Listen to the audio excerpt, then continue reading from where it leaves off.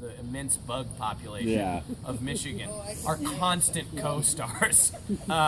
And so I had outfitted myself with this product, and I don't know if you have ever heard of this or worn this. They're called frog togs. Yes. You know what these? Yeah. Okay. Yes. Okay. And I can hear in your voice the yeah, of course, frog togs. They're perfect. I use frog togs. Yeah, they're awesome because they're basically like this sausage casing trash bag for your body. Oh. And my size only came in one color, which was baby blue. And so I'm wearing this baby blue hazmat suit as we pull up the road to Karl's You barn. have got to be kidding me. No, yeah, and I in my mind thought this was going to be an amazing. I'm going to meet Karl and he's going to think I'm the man and he's going to say, "This is the guy. He's perfect for this story."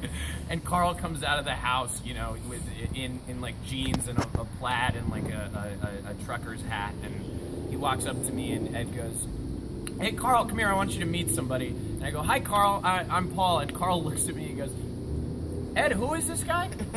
And Ed goes, "Well, this is Paul. He's playing Derek in the movie." And Karl gives me the elevator eyes, top to bottom, takes in the whole frog tog ensemble, and goes, "What are you, some kind of wuss?" And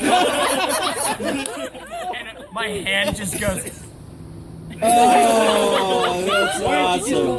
That is so funny. I was just stripped away every ounce of masculinity. They had to pick me up off the floor in pieces, oh, put me that's into great. a bag, and so then I had this in my mind. I was I gotta prove to Karl I'm a man. I'm not a wuss. I'm capable of shouldering this story. So later in the shoot, Karl, we were out on Karl's place, and I think we were shooting this stuff over on that we were using the ATVs for. Yeah, we were out in and so Xander and I had Xander, the assistant cameraman, who you've all met, but I was I have to use the bathroom, and Xander was "Oh yeah, I do too," and Steven was "Okay, I think Karl said we could use his bathroom, so just go up and ask him." And so we went up to Karl and we're "Hey, can you point us to the bathroom?" And Karl goes, "Oh yeah, sure. Do you want to use the one in the house that my wife uses, or do you want to use the outhouse?" And and Xander goes, "I'll use the one in the house." And I was "This is it. This is my chance. This will make the man."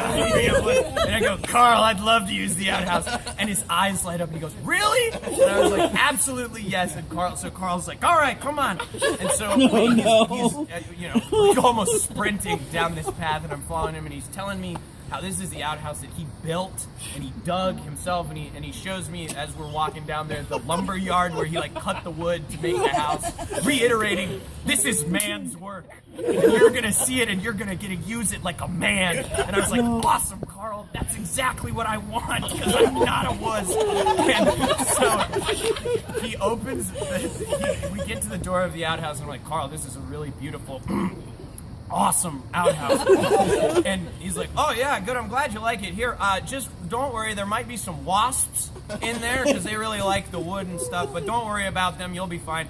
Opens the door, there's a wasp's nest hanging like some horrible macabre mistletoe in the awning of the doorway. And he looks at it and I'm "Oh!" And he just goes, "Oh, don't worry," swats it with his hand. No way. And it falls into the toilet. No. And it's a two-holer. And Karl goes, "Well, don't use that one." And I'm "Oh!" And he shoves me in there and shuts the door. I was "Oh."